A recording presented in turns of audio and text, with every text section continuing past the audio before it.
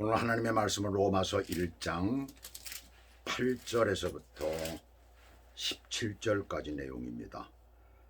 8절부터 제가 봉독해 올려드리겠습니다. 17절까지입니다.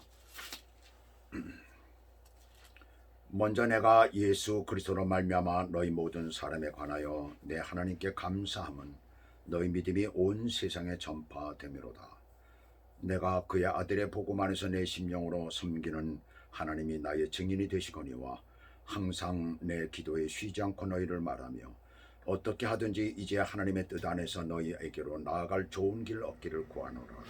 내가 너희 보기를 간절히 원하는 것은 어떤 신령한 은사를 너희에게 나누어 주어 너희를 견고하게 하려 함이니 이는 곧 내가 너희 가운데서 너희와 나의 믿음으로 말미암아 피차 아니함을 얻으려 함이라. 형제들아, 내가 여러 번 너희에게 가고자 하는 것을 너희가 모르기를 원하지 아니하노니 이는 너희 중에서도 다른 이방인 중에서와 같이 열매를 맺게 하려 함이로되 지금까지 길이 막혔도다. 헬라인이나 야만인이나 지혜 있는 자나 어리석은 자에게 내가 다 빚진 자라. 그러므로 나는 할 수 있는 대로 로마에 있는 너희에게도 복음 전하기를 원하노라. 내가 복음을 부끄러워하지 아니하노니 이 복음은 모든 믿는 자에게 구원을 주시는 하나님의 능력이 됨이라. 먼저는 유대인에게요 그리고 헬라인에게로다. 복음에는 하나님의 의가 나타나서 믿음으로 믿음에 이르게 하나니 기록된 바 오직 의인은 믿음으로 말미암아 살리라 함과 같으니라. 아멘. 자, 오늘 하나님의 말씀 제목은 복음을 다시 듣는 이유라는 그런 제목을 붙였습니다. 로마서 1장 1절에서부터 17까지에는 복음이라는 단어가 무려 7개나 나오고 있습니다. 특별히 8절에서부터 17절까지는 5개가 나오고 있어요. 자, 그렇다면 복음이란 무엇인가? 우리가 한문자 그대로 번역을 한다면은 복된 소리라는 말이 나오는 거죠. 근데 우리가 헬라어에 보게 되면은 유앙겔리온이라고 되어 있어요. 유앙겔리온이라는 그 말은 기쁜 소식이라는 의미입니다. 그 전쟁에 나갔던 군대가 승리를 했을 때에 그 전령이 오죠. 전령이 먼저 소식을 전하러 옵니다. 그러면서 우리가 이겼다라고 하면서 이겼다라는 소식, 그 기쁜 소식을 전하는 것을 갖다 유앙겔리온이다 라고 그렇게 얘기를 했던 거예요. 운동 경기에서도 마찬가지죠.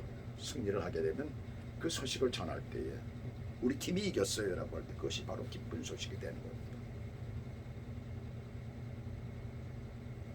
자, 그렇다면 우리가 성경 가운데서는 어떻게 말씀하고 있는가? 마가복음 1장 1절에 보시게 되면 하나님의 아들 예수 그리스도의 복음이다 라고 말씀을 하고 있어요.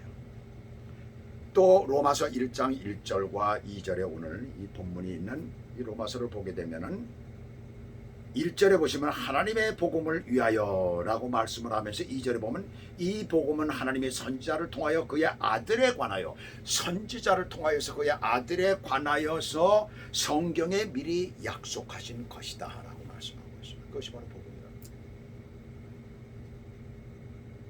예수 그리스도께서 이 땅에 하나님께서 보내주실 것인데 그 예수 그리스도가 이 땅에 오셨다는 것입니다. 그래서 그 예수 그리스도가 이 땅에서 하신 일, 바로 그것을 갖다 복음이라고 말하는 거예요.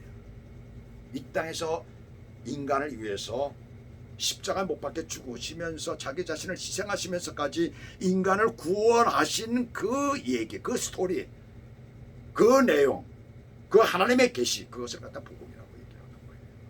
그러므로 이 복음은 누구에게 전해져야 됩니까? 당연히 믿지 않는 사람에게 전해져야 된다는 얘기죠.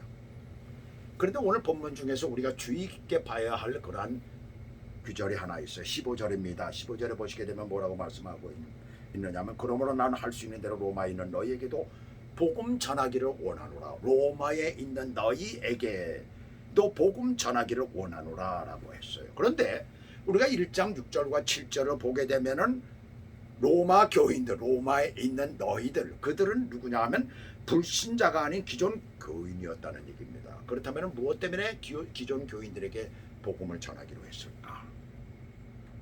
이 사도 바울은 얼마나 로마에 가기를 원했는지 몰라요. 그래서 9절 10절을 보시게 되면 그가 로마에 가기를 원했던 그 내용이 나옵니다. 자, 그 까닭이 무엇이었을까? 이미 복음이 들어간 곳인데, 예수를 믿는 것인데, 교회가 형성되어 있는 곳인데, 우리가 로마서 15장 20절에도 보게 되면 뭐라고 말씀하고 있느냐면, 또 내가 그리스도의 이름을 부르는 곳에는 복음을 전하지 않기로 힘썼노니 이는 남의 터 위에 건축하지 아니하려 함이라 그랬어요. 복음이 들어간 곳에는 건축을 안 하겠다는 것입니다. 복음을 전하지 않겠다는 거예요. 왜? 이미 들어가 있으니까. 그렇다면 왜 그랬을까? 도대체 무엇 때문에 그랬을까? 제가 미국에 처음 와가지고 플로리다에서 한 10개월 동안 사역을 했었습니다. 한 세 가정과 함께 이제 예배를 드리면서 그때 사역을 하면서 또 세 가정이 모였지만 또 주보를 만들었죠. 그 주보에다가 아주 내용을 썼었는데, 그때 당시에 그 한국의 그 이단 중에 이제 그 김기동 목사라고 하는 그 분이 우리 침례교회에 있었던 분인데, 침례교회에서 퇴출당한 사람입니다. 자기의 그 어떤 주장하는 것을 갖다 놓지 않기 때문에, 그건 이단적인 것이기 때문에 그래서 퇴출당했는데, 바로 귀신론을 얘기를 하고 있는 거죠. 그 귀신론은 어떤 것이냐면 한국의 무속신앙하고 연결이 되어져 있어요. 그래가지고 운동을 하다 다쳐가지고 무릎팍이 깨져도 귀신이 들어갔다고 그러는 겁니다. 그다음 감기가 걸려도 귀신이 들어갔다고 그러는 거예요. 그러니까 요즘에 뭐 코로나 바이러스로 인해서 많이 고통을 당하는데 전부 다 귀신이 들어간 거죠. 그 사람 얘기로 한다면. 참 어려운 거예요. 가만히 보면은. 그래가지고 이제 교단에서 그 퇴출을 당한 그런 내용인데, 그때 한국 교회에서도 이제 아마 우리 청년들이 그런 것을 가지고 뭐 아마 좀 많이 말이 있었던 모양이고, 또 기도원에 가서 또 그런 얘기를 듣고 뭐 이래가지고 고민들을 많이 하고 있어서 그때 제가 편지를 썼었던 그 내용들이 있습니다. 그것을 이제 주보에다 실어가지고 그때 그 지역에 제가 뭐 1시간 2시간 거리를 가서 전도를 했었으니까 차를 타고, 그러니까 10개월 동안 거기에 있으면서 무려 마일수가 2만 마일이 들어갔으니 얼마나 힘들었겠습니까? 참 그렇게 고생을 했죠. 그렇게 고생을 하면서 전도를 했는데도 결국은 또 있었던 그 세 가정 중에서 한 가정이 떠나는 바람에 또 다른 한 가정도 또 문제가 생기고 이래가지고 결국은 거기서 하지를 못하고 딴 데로 옮기고 말았습니다만은, 그런데 왜 제가 그것을 갖고 그때 그렇게 전도를 했는데 그 지역에 어떤 일이 있었느냐면, 교회마다 어떤 교회가 성도를 빼가는 거예요. 믿지 않는 사람을 전도를 해야 되는데 잘 다니고 있는 사람을 미혹을 한 거죠. 그래가지고 자기네 교회로 데리고 와요. 그 얘기가 막 들려오더라고요. 근데 그 얘기를 듣고 보니까 뭐냐, 바로 이 귀신론에 물든 그러한 목사가 자기가 귀신을 내쫓는다 해가지고 성도들을 미혹을 했었던 것이에요. 근데 마침 그때 제가 그거를 주보에다 실어가지고 계속 내보내는 바람에 각 그 장사하는 사람들, 주로 가게를 많이 다니면서 제가 전도를 했었습니다. 그랬더니 그들 중에 이제 그 교회 귀신론을 하는 그 목사 교회 다니는 그 성도가 있었어요. 성도들이 몇 명 있어. 그 사람들이 그걸 보고 이게 뭐지 도대체? 그러면 우리 목사 이거 잘못된 거 아니야? 그래가지고 그것 때문에 이제 문제가 나가지고 그 양반이 목회를 못하고 아이오와 주로 도망가 버리고 말았습니다. 아이오와 주에 가서도 또 그 사람이 또 그러는 거예요. 그래서 거기서 저한테 어떻게 소식을 듣고, 그래가지고 그 아이오와에 있는 교회에서 저보고 와서 좀 이런 거 강의를 좀 해달라. 근데 그때 제가 가지를 못했죠. 어떻게 거기까지 가서 또 저기 할 수는 없고, 그랬던 일이 있습니다. 성도들이 신앙에 대해서, 복음에 대해서 제대로 알지 못하기 때문에 그러한 미혹에 넘어갔던 것이에요. 자, 그런데 사도 바울은 복음이 들어가 있는 그곳에 도대체 무엇 때문에 갔을까? 왜 로마에 있는 교회에 복음을 전하기를 힘썼을까? 자, 로마 교회를 우리가 알아야 됩니다. 로마 교회는 언제 누가 어떻게 세우는지 아무도 모릅니다. 교회 초창기에 예루살렘 교회가 유대인들의 핍박을 받을 때, 초창기에 유대인들의 핍박을 받았어요. 유대에서는. 또 복음에 제대로 세워지지 못한 많은 성도들이 그때 있었죠. 그들이 예루살렘을 떠나서 타지로 전부 다 가게 됐습니다. 그러다가 로마로 가게 됐죠. 그 로마라는 곳은 어떤 곳이었습니까? 세계 수도나 다름이 없었어요. 그래서 세계 각지에서 많은 사람들이 몰려들었던 그런 곳입니다. 그러면서 교회가 형성되었어요. 그 누가 세우는지도 모릅니다. 그러면서 교회가 형성이 되었어요. 그렇게 교회가 생기고 시간이 흐르다 보니까 복음에 분명히 뿌리를 박히지 못하고 있으니까 어떤 문제가 생기느냐 하면 성도들의 힘이 점점 떨어지게 되는 거죠. 힘있게 열심히 사역을 하고 하던 사람들이 이건 하나의 말이죠. 모임이 돼버리고 마는 거예요. 그리고 이상한 것들이 자꾸 생겨나기 시작합니다. 그 소식을 사도 바울은 듣기 시작을 한 거죠. 그러면서 이거 안 되겠구나. 여기 가서 내가 온전한 그리스도의 복음을 바로 내가 전해야 되겠다라고 해가지고 그렇게 가기를 원했던 것이에요. 교회가 오래되면 그리고 아무 일도 안 하면 이렇게 되기 때문에 복음을 새롭게 다시 들어야 되는 것입니다. 그래서 하나님의 말씀을 구원에 관한 것, 이 복음을 갖다 다시 들어야 되는 거예요. 다시 들을 때에 특별한 거기에 듣는 이유가 있습니다. 첫 번째로 누구든지 복음을 다시 듣게 되면 첫사랑을 다시 회복되기 때문에 그렇습니다. 어떤 첫사랑이에요? 우리가 구원을 처음 받았을 때 물론 전혀 예수를 믿지 않던 사람들이 예수를 믿게 되면은 어떤 큰 은사 체험을 하거나 또는 어떤 특별한 경험을 하게 되거나 또는 어떤 어려움 가운데 있을 때 주님께로부터 어떤 큰 사랑을 받을 때가 있습니다. 어떤 은혜가 정말 임할 때가 있습니다. 그래서 들어온 사람들은 그런 어떤 특별한 체험이 있지만 오래된 사람들은 하나님의 말씀 안에서 그런 체험을 하게 되는 것이죠. 자, 그런데 그때 어떤 감격이 있잖아요, 우리 안에. 그 감격이 참 엄청납니다. 그 11절 12절에 보게 되면은 그 감격을 다시 맛보게 되면 우리로 하여금 신앙이 견고하게 된다는 확신을 갖게 된다는 것이죠. 다시 한번. 자꾸 이것을 우리가 도전받아야 된다는 것을 우리들에게 말해주고 있어요. 그러면서 어떤 일이 생기느냐 하면 피차 안위함을 얻게 된다는 얘기예요. 어떻게 이것이 가능할까요? 첫사랑이 회복될 때 그것이 가능합니다. 회복이 되면 가슴속에 밀물처럼 밀려오는 알 수 없는 느낌이 있지요. 그리스도에 대한 확신이 생기는 것이에요. 원수처럼 생각했던 사람들이 그 다음부터 용서가 되어지고 참으로 그들을 갖다 다시 보게 되고 힘들고 어려운 사람들을 볼 때마다 내 마음이 불붙듯이 일어나면서 그리스도의 사랑으로 말미암아 그들을 돕게 되는 것입니다. 그리고 또 어떤 일이 벌어집니까? 지금 내가 살고 있는 환경이 아무리 어렵고 힘들다 하더라도 그것이 만족해지는 것이에요. 왜요? 하나님의 사랑과 하나님의 은혜가 내 그 가운데 있기 때문에 만족해지는 것입니다. 그것이 바로 첫사랑, 처음 은혜 받을 때를 그래서 우리는 자꾸 경험해야 되는 거예요. 내가 처음 구원의 은혜를 받았을 때, 내가 처음 복음을 받았을 때 그때 그 상황으로 다시 돌아가야 되는 것이에요. 이런 전설이 내려옵니다. 여러분들 삭개오라는 사람을 잘 알잖아요. 자, 삭개오는 어떤 사람이에요? 삭개오는 정말 세리장이었다가 그가 구원을 받았잖아요. 그 뽕나무 위에 올라가서 옛날 성경은 뽕나무인데 지금 성경엔 돌감람나무라고 돌무화과나무라고 그렇게 번역이 되어 있더라고요. 아주 번역을 잘했어요. 그거 고쳐야 되는 겁니다. 뽕나무가 아니거든요. 돌무화과나무 맞습니다. 그 애급 무화과나무라고 하죠. 근데 이 매일 아침 이 삭개오 그런 전설이 내려옵니다. 매일 아침 일찍 일어나서 어딘가 나가는 거예요.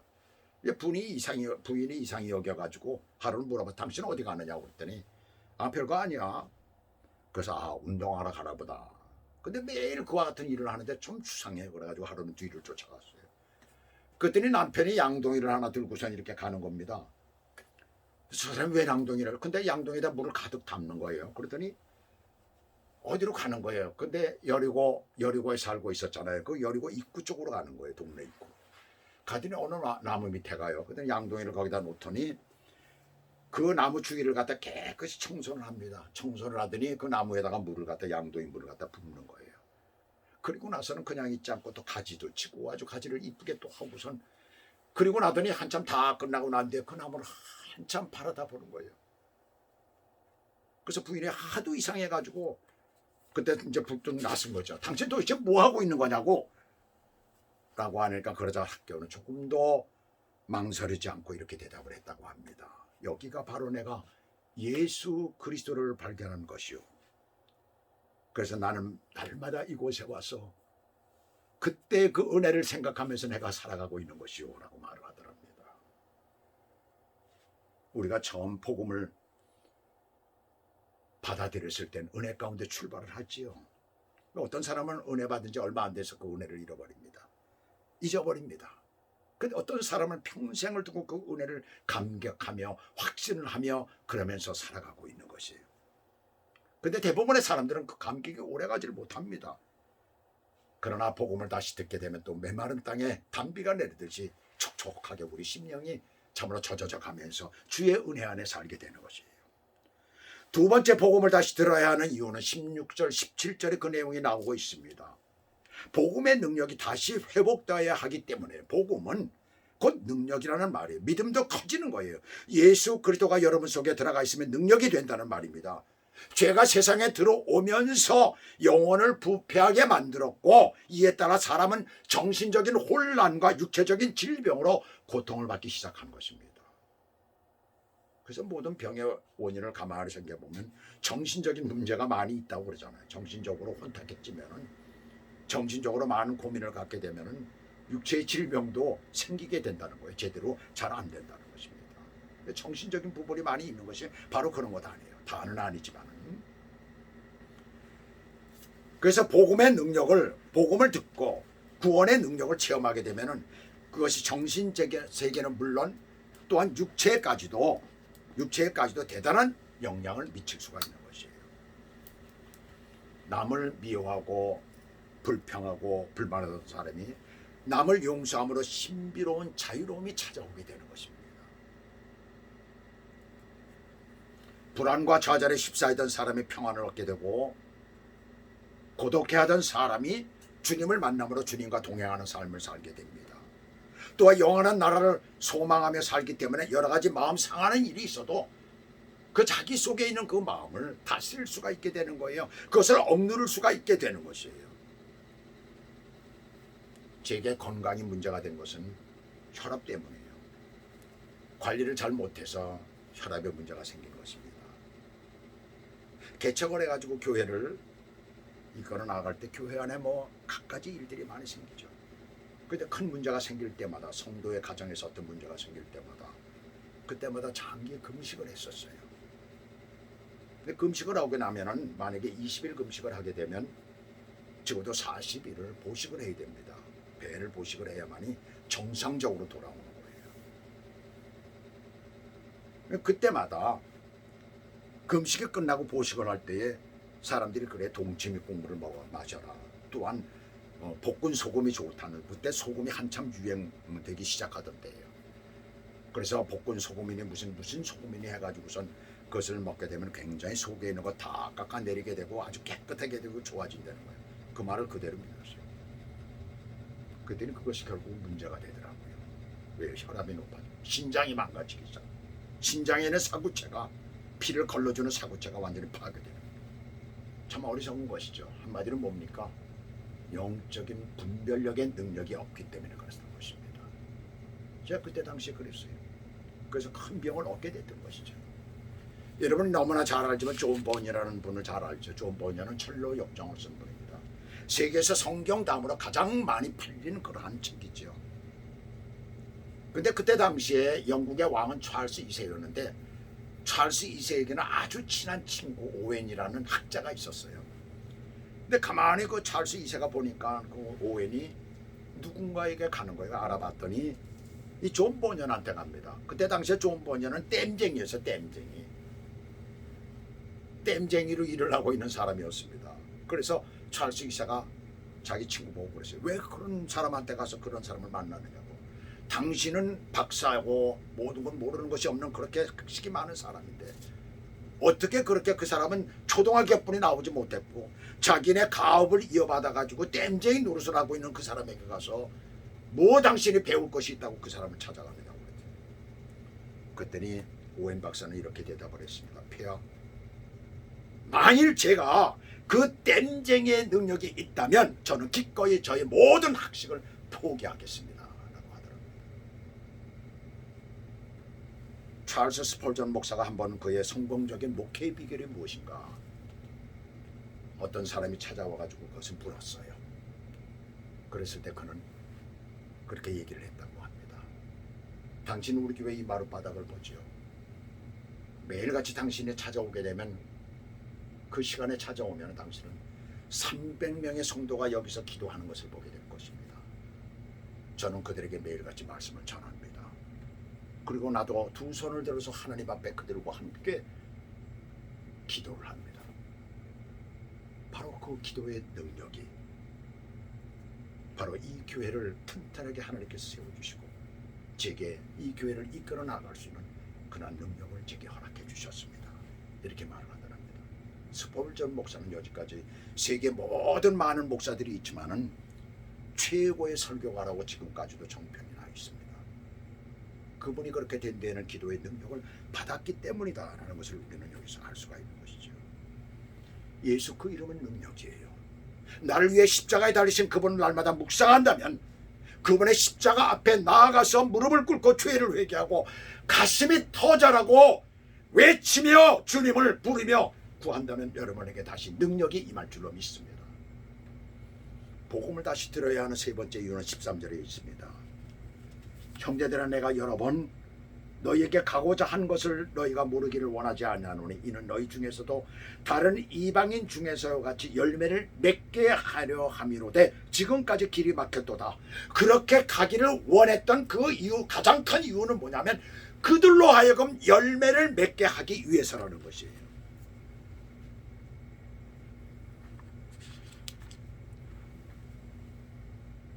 사도 바울이 이 로마서를 쓴 것은 세 번째 전도 여행 중에 고린도에 있을 때예요.